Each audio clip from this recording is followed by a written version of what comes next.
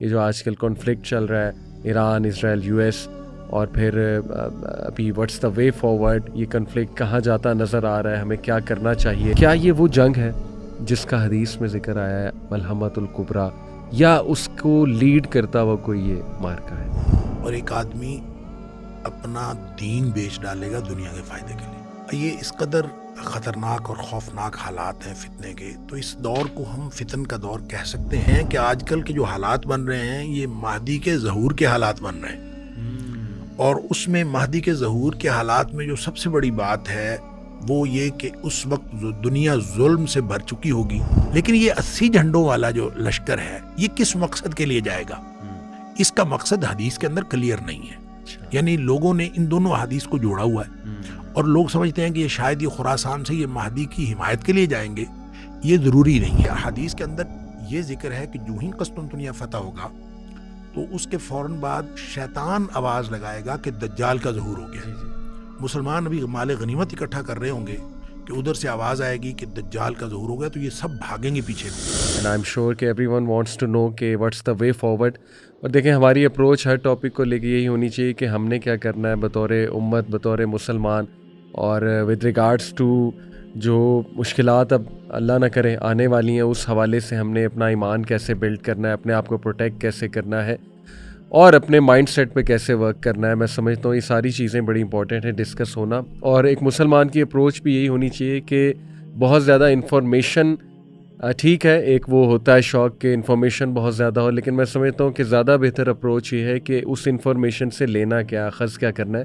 جیسے ایک صحابی آئے تھے نبی صلی اللہ علیہ وسلم کے پاس، پوچھا کہ قیامت کب آئے گی، تو اللہ کے نبی صلی اللہ علیہ وسلم نے انہوں نے کہا کہ آپ نے کیا کیا ہے قیامت کے لیے. تو میں سمجھتا ہوں یہ ہمارا انٹرسٹ زیادہ اس میں ہونا چاہیے کہ وٹ شوڈ بی ڈو. یہ جو آج کل کانفلکٹ چل رہا ہے ایران اسرائیل یو ایس، اور پھر ابھی واٹس دا وے فارورڈ، یہ کنفلکٹ کہاں جاتا نظر آ رہا ہے، ہمیں کیا کرنا چاہیے اس صورتحال کو دیکھتے ہوئے، اس پہ انشاءاللہ بات چیت ہوگی. جزاک اللہ خیر. شیخ ڈائریکٹ سوال سے شروع کرتے ہیں. سب سے امپورٹنٹ سوال جو میں سمجھتا ہوں ہم سب کے لیے جاننا بڑا ضروری ہے کہ یہ جو کنفلکٹ ہے اس میں اب یہ ایک ریجنل کنفلکٹ بن گیا. اب بس یہ ایک ایران ورسز یو ایس سے اور اسرائیل نہیں ہے، اب تو ایک ریجنل کنفلکٹ کی شکل اختیار کر رہا ہے آہستہ آہستہ، اللہ نہ کرے. تو کیا یہ وہ جنگ ہے جس کا حدیث میں ذکر آیا ہے ملحمۃ الکبریٰ، یا اس کو لیڈ کرتا ہوا کوئی یہ مارکا ہے؟ That is the first question. بسم اللہ الرحمن الرحیم. دیکھیں یہ بڑا اہم سوال ہے اور کنفیوزنگ بھی ہے کافی حد تک، اس لیے کہ یہ فتنوں کا دور ہے، اور فتنوں کے دور کے بارے میں نبی پاک صلی اللہ علیہ وسلم کا یہ فرمان ہمیشہ ہمارے سامنے رہنا چاہیے کہ آپ نے فرمایا تھا بادروا بالاعمال فتنا کقطع اللیل المظلم، کہ اندھیری رات کی طرح چھا جانے والے فتنے آنے سے پہلے پہلے عمل کر لو. اور جب وہ فتنے آ جائیں گے تو فرمایا کہ یصبح الرجل مؤمنا ویمسی کافرا، صبح آدمی مومن ہوگا اور شام کو کافر ہوا پڑا ہوگا. او یمسی مومنا ویصبح کافرا، یا پھر شام کو مومن ہوگا اور صبح تک کافر ہوا پڑا ہوگا. ویبیع الرجل دینہ بعرض من الدنیا، اور ایک آدمی اپنا دین بیچ ڈالے گا دنیا کے فائدے کے لیے. یہ اس قدر خطرناک اور خوفناک حالات ہیں فتنے کے، تو اس دور کو ہم فتن کا دور کہہ سکتے ہیں، کیونکہ دور فتن تو نبی کریم صلی اللہ علیہ وسلم کے اس دنیا سے تشریف لے جانے کے فوراً بعد شروع ہو گیا تھا. البتہ فتنے کئی قسم کے ہیں. نبی پاک صلی اللہ علیہ وسلم نے مدینے کے ایک ٹیلے پہ کھڑے ہو کے فرمایا تھا کہ میں فتنوں کو اس طرح تمہارے گھروں کے اوپر نازل ہوتا دیکھ رہا ہوں جیسے بارش کے قطرے، یعنی یہ کے بعد دیگرے بہت سارے فتنے. اور اس بارے میں بہت ساری احادیث ہیں فتنوں کے بارے میں، تو لہٰذا ہم یہ تو کہہ سکتے ہیں کہ یہ دور جو ہے یہ فتنوں کا دور ہے.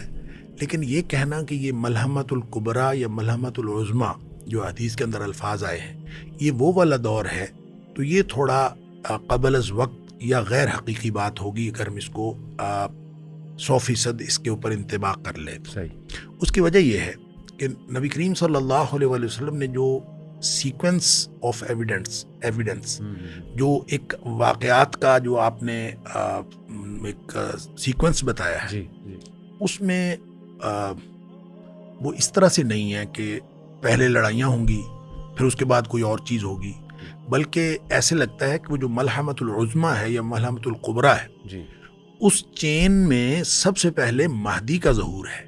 اچھا. اور مہدی کے ظہور سے پہلے کے بھی کچھ حالات ہیں. اب ہم یہ کہہ سکتے ہیں کہ آج کل کے جو حالات بن رہے ہیں یہ مہدی کے ظہور کے حالات بن رہے ہیں.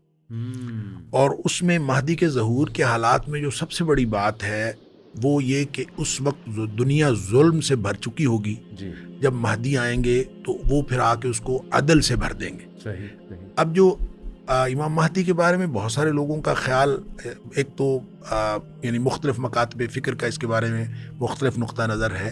بعض لوگوں نے تو ویسے انکار کر دیا کہ مہدی نام کی کوئی شخصیت آنی بھی ہے.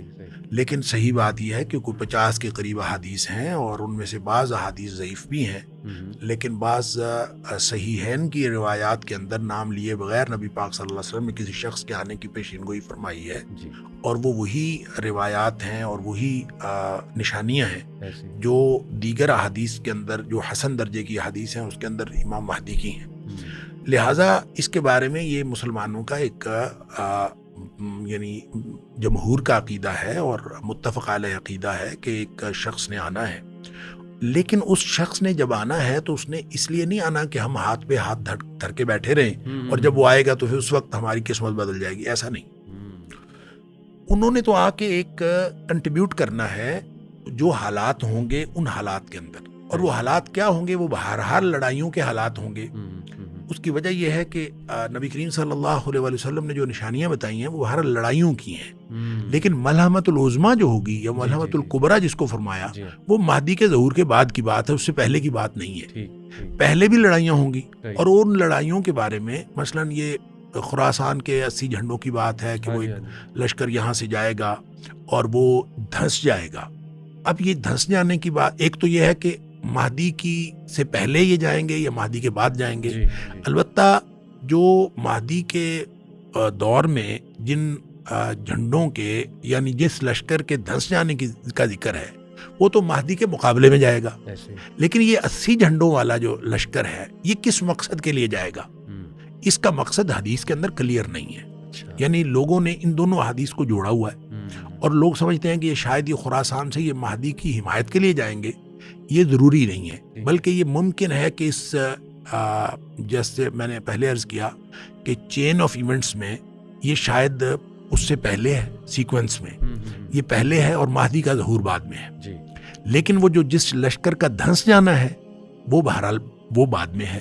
لیکن یہ جو 80 جھنڈوں والا ہے اس کو اس کے ساتھ آپ ملا سکتے ہیں کہ نبی کریم صلی اللہ علیہ وسلم فرمایا کہ تم رومیوں کے ساتھ مل کے جنگ کرو. اس کا مطلب ہے ایلائز جو ہوں رومی ہوں گے. رومی اس وقت کی سلطنت روما تھی. اب آپ اس کو سلطنت روما کے ساتھ ملائیں تو کیا علاقائی طور پر ہم ملا سکتے ہیں؟ تو علاقائی طور پر ملائیں تو وہ تو قسطنطنیہ ہے یا وہ ترکی والے ہیں. لیکن جب آپ کو کہا گیا کہ تم ہو اور رومیوں کے ساتھ مل کر لڑو گے تو اس کا مطلب ہے کہ تم اور رومی دو الگ الگ چیزیں ہیں. تو جب الگ الگ چیزیں ہیں تو اس کا مطلب ہے کرسچنز ہوں گے.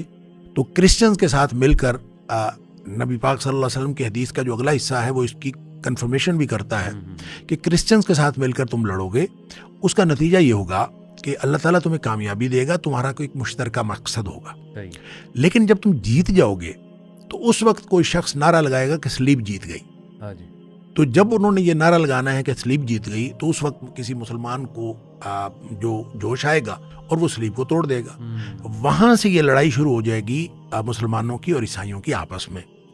اچھا، یہ والی لڑائی کا جو ماحول ہے، اس ماحول کے اندر مہدی کا ظہور ہوگا. یہ بات تو سمجھ میں آتی ہے.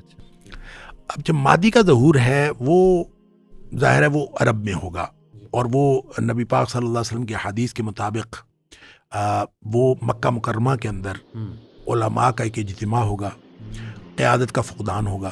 اور ایک نشانی یہ بھی ہے، ایک تو یہ فرمایا کہ ظلم و جور سے دنیا بھری ہوئی ہوگی جس کو وہ عدل سے بھر دے گا آ کے. دوسری نشانی یہ ہے کہ ایک کوئی خلیفہ کی موت ہوگی اور اس کے بعد جانشینی کا جھگڑا ہوگا اور 3 شہزادے آپس میں لڑیں گے. اور وہ جو 3 شہزادوں کی جنگ ہوگی وہ تینوں خلیفہ کے بیٹے ہوں گے، یعنی مختلف ہر ایک کا باپ خلیفہ رہا ہوگا، سابق خلیفہ ہوگا.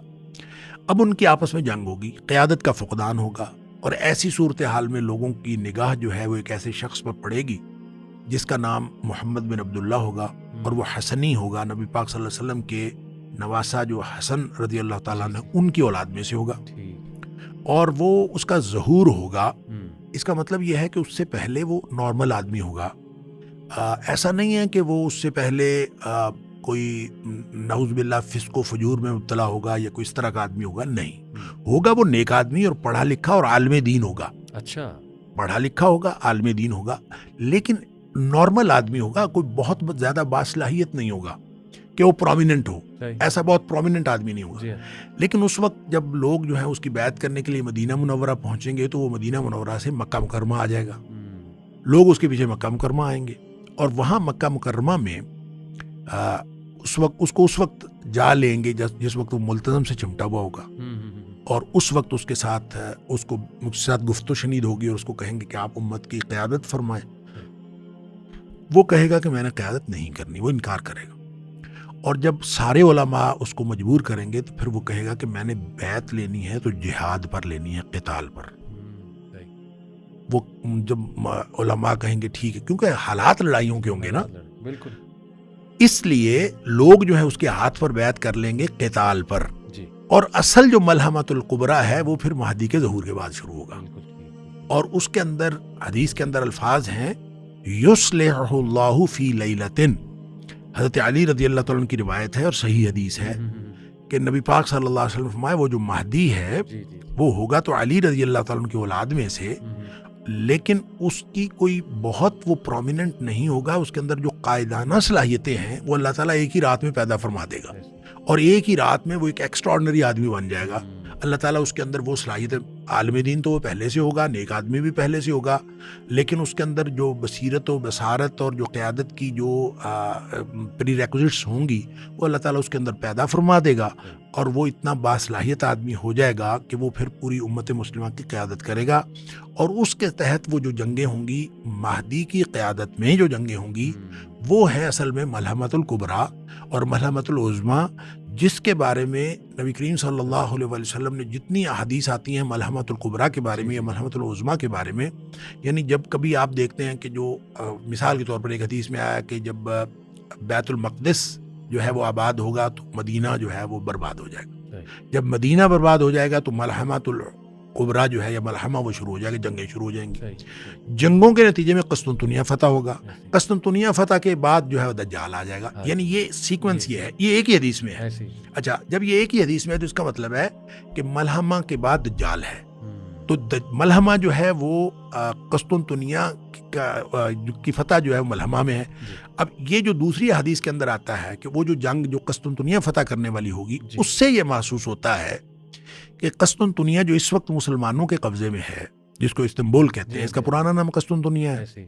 تو یہ بہت سارے لوگوں کا تو خیال ہے یہ کہ یہ فتح جو ہے جس کا ذکر حدیث میں ہوا یہ پہلے ہو چکی، یہ ماضی میں ہو چکی. جب مسلمانوں نے قسطنطنیہ جو ہے وہ رومیوں سے لے لیا تو اس کا مطلب ہے وہ فتح جس کا ذکر تھا وہ تو ہو چکی. یہ اس لیے بات درست نہیں ہے. دیکھیں، ایک بات ذہن میں رہنی چاہیے کہ نبی پاک صلی اللہ علیہ وسلم کی احادیث کا ہم حتمی تعین کسی ایک ہی واقعے پہ یا کسی ایک ہی سچویشن پہ حتمی طور پر نہیں کر سکتے. امکانات کی بات، لہٰذا امکان ہو سکتا ہے ماضی میں بھی ہو، لیکن چونکہ احادیث کے اندر یہ ذکر ہے کہ جو ہی قسطنطنیہ فتح ہوگا تو اس کے فوراً بعد شیطان آواز لگائے گا کہ دجال کا ظہور ہو گیا. مسلمان ابھی مال غنیمت اکٹھا کر رہے ہوں گے کہ ادھر سے آواز آئے گی کہ دجال کا ظہور ہو گیا، تو یہ سب بھاگیں گے پیچھے کو. تو شام میں آئیں گے لیکن یہ خبر جھوٹی ہوگی. تو اس کے بعد پتہ چلے گا کہ کچھ دنوں بعد واقعتاً دجال کا ظہور ہو جائے گا. تو اس کا مطلب ہے کہ قسطنطنیہ کی فتح کے بالکل ساتھ ہی دجال کا ظہور ہے، اور قسطنطنیہ کی فتح ملحمہ کے بعد ہے.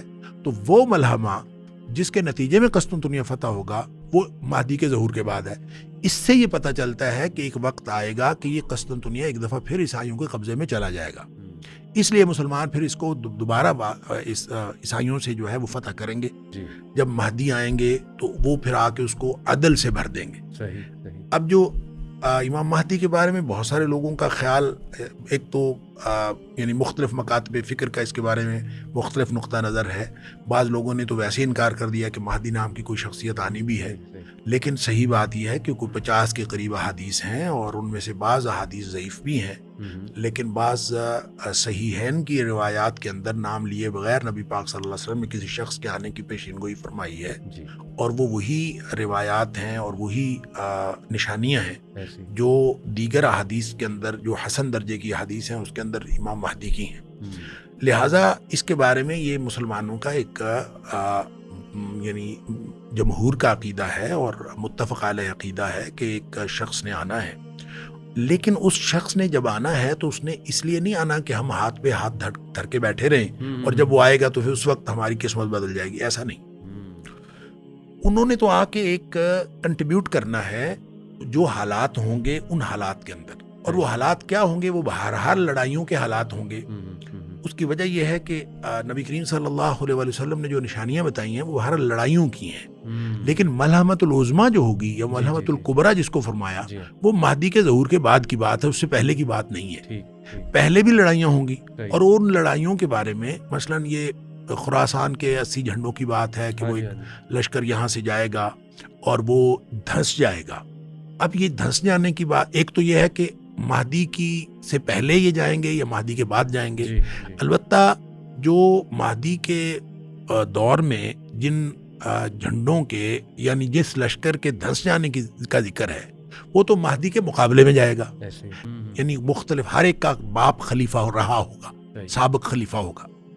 اب ان کی آپس میں جنگ ہوگی، قیادت کا فقدان ہوگا، اور ایسی صورتحال میں لوگوں کی نگاہ جو ہے وہ ایک ایسے شخص پر پڑے گی جس کا نام محمد بن عبداللہ ہوگا، اور وہ حسنی ہوگا، نبی پاک صلی اللہ علیہ وسلم کے نواسا جو حسن رضی اللہ تعالیٰ عنہ ان کی اولاد میں سے ہوگا، اور وہ اس کا ظہور ہوگا۔ اس کا مطلب یہ ہے کہ اس سے پہلے وہ نارمل آدمی ہوگا، ایسا نہیں ہے کہ وہ اس سے پہلے کوئی نعوذ باللہ فسق و فجور میں مبتلا ہوگا یا کوئی اس طرح کا آدمی ہوگا، نہیں ہوگا، وہ نیک آدمی اور پڑھا لکھا اور عالم دین ہوگا۔ اچھا، پڑھا لکھا ہوگا، عالم دین ہوگا، لیکن نارمل آدمی ہوگا، کوئی بہت زیادہ باصلاحیت نہیں ہوگا کہ وہ پرومیننٹ ہو، ایسا بہت پرومیننٹ آدمی نہیں ہوگا۔ لیکن اس وقت جب لوگ جو ہیں اس کی بیعت کرنے کے لیے مدینہ منورہ پہنچیں گے تو وہ مدینہ منورہ سے مکہ مکرمہ آ جائے گا، لوگ اس کے پیچھے مکہ مکرمہ آئیں گے، اور وہاں مکہ مکرمہ میں اس وقت جا لیں گے جس وقت وہ ملتزم سے چمٹا ہوا ہوگا، اور اس وقت اس کے ساتھ گفت و شنید ہوگی، اور اس کو کہیں گے کہ آپ امت کی قیادت فرمائیں۔ وہ کہے گا کہ میں نے قیادت نہیں کرنی، وہ انکار کرے گا، اور جب سارے علماء اس کو مجبور کریں گے تو پھر وہ کہے گا کہ میں نے بیعت لینی ہے تو جہاد پر لینی ہے، قتال پر۔ وہ جب علماء کہیں گے ٹھیک ہے، کیونکہ حالات لڑائیوں کے ہوں گے نا، بالکل، اس لیے لوگ جو ہے اس کے ہاتھ پر بیعت کر لیں گے قتال پر، اور اصل جو ملحمت الکبریٰ ہے وہ پھر مہدی کے ظہور کے بعد شروع ہوگا، اور اس کے اندر حدیث کے اندر الفاظ ہیں یصلح اللہ فی لیلۃ، حضرت علی رضی اللہ تعالیٰ عنہ کی روایت ہے اور صحیح حدیث ہے کہ نبی پاک صلی اللہ علیہ وسلم فرمائے وہ جو مہدی ہے وہ ہوگا تو علی رضی اللہ تعالیٰ عنہ کی اولاد میں سے، لیکن اس کی کوئی بہت وہ پرومیننٹ نہیں ہوگا، اس کے اندر جو قائدانہ صلاحیتیں ہیں وہ اللہ تعالیٰ ایک ہی رات میں پیدا فرما دے گا، اور ایک ہی رات میں وہ ایک ایکسٹراڈنری آدمی بن جائے گا۔ اللہ تعالیٰ اس کے اندر وہ صلاحیت، عالم دین تو وہ پہلے سے ہوگا، نیک آدمی بھی پہلے سے ہوگا، لیکن اس کے اندر جو بصیرت و بصارت اور جو قیادت کی جو پری ریکوزٹس ہوں گی وہ اللہ تعالیٰ اس کے اندر پیدا فرما دے گا، اور وہ اتنا باصلاحیت آدمی ہو جائے گا کہ وہ پھر پوری امت مسلمہ کی قیادت کرے گا، اور اس کے تحت وہ جو جنگیں ہوں گی، مہدی کی قیادت میں جو جنگیں ہوں گی وہ ہے اصل میں ملحمت الکبریٰ اور ملحمت العظمیٰ، جس کے بارے میں نبی کریم صلی اللہ علیہ وسلم نے جتنی احادیث آتی ہیں ملحمت الکبریٰ کے بارے میں یا ملحمت العظمیٰ کے بارے میں، یعنی جب کبھی آپ دیکھتے ہیں کہ جو مثال کے طور پر ایک حدیث میں آیا کہ جب بیت المقدس جو ہے وہ آباد ہوگا تو مدینہ جو ہے وہ برباد ہو جائے گا، جب مدینہ برباد ہو جائے گا تو ملحمت الکبریٰ جو ہے یا ملحمہ وہ شروع ہو جائے گا، جنگیں شروع ہو جائیں گی، جنگوں کے نتیجے میں قسطنطنیہ فتح ہوگا، قسطنطنیہ فتح کے بعد جو ہے دجال آ جائے گا، یعنی یہ سیکوینس یہ ہے، یہ ایک ہی حدیث میں ہے۔ اچھا، جب یہ ایک ہی حدیث میں ہے تو اس کا مطلب ہے کہ ملحمہ کے بعد دجال ہے، تو ملحمہ جو ہے وہ قسطنطنیہ کی فتح جو ہے ملحمہ میں ہے۔ اب یہ جو دوسری حدیث کے اندر آتا ہے کہ وہ جو جنگ جو قسطنطنیہ فتح کرنے والی ہوگی، اس سے یہ محسوس ہوتا ہے کہ قسطنطنیہ جو اس وقت مسلمانوں کے قبضے میں ہے جس کو استنبول کہتے ہیں، اس کا پرانا نام قسطنطنیہ ہے۔ ایسے ہی۔ تو یہ بہت سارے لوگوں کا تو خیال ہے یہ کہ یہ فتح جو ہے جس کا ذکر حدیث میں ہوا، یہ پہلے ہو چکی، یہ ماضی میں ہو چکی، جب مسلمانوں نے قسطنطنیہ جو ہے صحیح۔ وہ رومیوں سے لے لیا، تو اس کا مطلب ہے وہ فتح جس کا ذکر تھا وہ تو ہو چکی۔ ہم، یہ اس لیے بات درست نہیں ہے۔ دیکھیں، ایک بات ذہن میں رہنی چاہیے کہ نبی پاک صلی اللہ علیہ وسلم کی احادیث کا ہم حتمی تعین کسی ایک ہی واقعے پہ ایسے یا ہی۔ کسی ایک ہی سچویشن پہ حتمی طور پر نہیں کر سکتے، امکانات کی بات ہے۔ لہٰذا امکان ہو سکتا ہے ماضی میں بھی ہو، لیکن چونکہ